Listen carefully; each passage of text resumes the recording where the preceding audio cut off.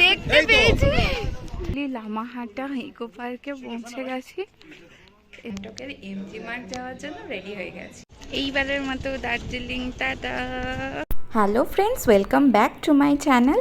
আর আগের ব্লগে তোমরা দেখেছো আমরা ফুল ডে দার্জিলিংয়ে সাইট সিইং করলাম।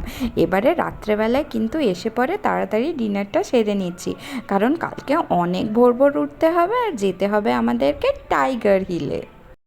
সকাল সকাল হাঁপাতে হাঁপাতে টাইগার হিল যাচ্ছি। ও, আর ওখানে যে দেখি সবাই ওপর দিকে দৌড়াচ্ছে।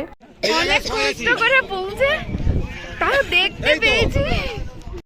এই টাইগার হিলে এসে কাঞ্চনজঙ্ঘাকে দেখতে পাওয়া একটা লাকের ব্যাপার। আমরা যে এসে এখানে দেখতে পাবো সেটা ভাবিনি। এসেই তো এখানে এত লোকজন দেখে ঘাবড়িয়ে গিয়েছিলাম। সবাই এতটা পাহাড় চেপে এসেছে শুধুমাত্র এই সূর্যের আলোয় কাঞ্চনজঙ্ঘার লাল হওয়া দেখতে। দেখো কি সুন্দর লাগছে কাঞ্চনজঙ্ঘাকে, পুরো লাল হয়ে উঠেছে একেবারে। দার্জিলিং যাওয়ার পর থেকে আমরা ভ্যালিটাও ভালোভাবে দেখতে পাইনি। চারিদিক এত ফগে ভরা ছিল যে কিচ্ছু দেখা যাচ্ছিল না, কিন্তু টাইগার হিলে পৌঁছে যেরকম লোকজনের ভিড় দেখতে পেলাম সেই রকমই পরিষ্কার ঝলমলে আকাশ। টাইগার হিলে কাঞ্চনজঙ্ঘা দেখে এখন ফেরত চলে এসেছি। এবারে আবার এখান থেকে বেরোবো লামাহাটা। ম্যাল রোডের এই জায়গাটাকে খুব মিস করব। এবারে তো দার্জিলিংয়ে ছাড়ার পালা। দেখো সবাই রেডি হয়ে গেছি লাগেজ গুছিয়ে। সকাল সকাল হয়ে গেছি রেডি, এখন এবারে দার্জিলিং ছাড়ার পালা। আর এবারে আমরা যাব এখান থেকে গ্যাংটক, কিন্তু গ্যাংটক যাবার আগে আমরা লামাহাটাটাও ঘুরে যাব। সকাল সকাল এরকম গরম গরম লুচি পাতে পেয়ে একদিকে যেরকম ভালো লাগছিল, অন্যদিকে শুধু ভাবছিলাম যে প্রত্যেক দিন লুচি খেতে হবে, কিন্তু কি আর করা যাবে। সবাই মিলে বসে পড়েছি লুচি খেতে, আর তারপরেই আমাদের লুচির সাথে দিয়ে দিল গরম গরম ঘুগনি। চলো বাই বাই দার্জিলিংয়ের room, bye bye, let's go Gangtok. এইবারের মতো দার্জিলিং টাটা। এইবারের মতো দার্জিলিং শেষ না, এই জীবনের মতো। আবার চললাম পাহাড়ি রাস্তা ধরে আঁকাবাঁকা পথে। এবারে আমাদের নেক্সট ডেস্টিনেশন হচ্ছে লামাহাটা ইকো পার্কে, যেখানে পৌঁছাতে আমাদের বেশ খানিকটা সময় লাগলো। পৌঁছে গেছি আমরা লামাহাটা ইকো পার্কে।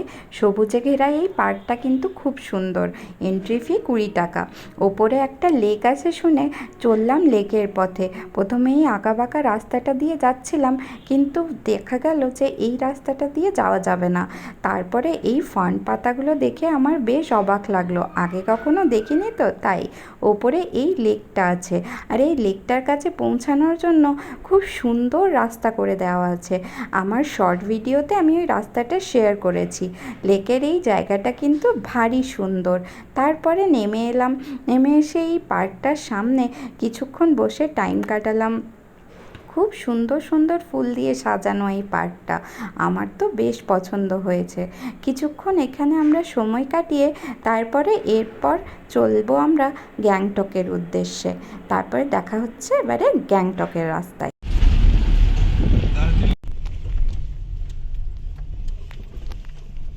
পুরো 3 ঘন্টা জার্নি করার পরে পৌঁছে গেলাম আমাদের গ্যাংটকের হোটেলে। এইবারে আমাদের হোটেল হচ্ছে হোটেল লিও। এখানে হোটেলটা তো বেশ বড়সড়ই দেখে মনে হচ্ছে। চলো এবারে হোটেলে ঢোকা যাক। হোটেলের এন্ট্রান্সেই বিশাল বড় একটা রিসেপশন আছে, আর পাশেই ওদের একটা ডাইনিং হল। কিছুক্ষণ পরেই আমাদেরকে রুমে এন্ট্রি দিয়ে দিল। রুমটা কিন্তু বেশ বড় ছিল, বিশাল বড় রুম। পুরো নিচটাতে কার্পেট পাতা, বেডটার সাইজটাও বেশ ভালো, আমাদের 3 জনের কোনো অসুবিধা হচ্ছিল না। আর রুমের সাথে এখানে আমাদের একটা অ্যাটাচ ব্যালকনিও ছিল। ব্যালকনিতে যেয়ে দেখলাম এখান থেকে ভ্যালির ভিউটাও অনেকটাই ভালো। যাই হোক, এবারে চলো বাথরুমটা দেখার পালা। বাথরুমটাও এখানে বেশ বড়সড়ই ছিল, গিজারের ফ্যাসিলিটিও ছিল, আর গরম জল সবসময় পাওয়া যাচ্ছিল। খুব খিদে পেয়ে গেছে, অনেকটা দেরি হয়ে গেছে। দেখো ভাত আনতে গেছে, এখানে ডাল রয়েছে আর তরকারি। চলো এবারে সব কিছু নিয়ে খেতে বসে যাই। আর সাথে ছিল আলু ভাজা আর ডিমের ঝোল। এখন তাড়াতাড়ি খাই, যাব এরপরে এমজি মার্গ। এখন আমরা গ্যাংটকের এমজি মার্গ যাওয়ার জন্য রেডি হয়ে গেছি। চলো এবারে দেখা যাক।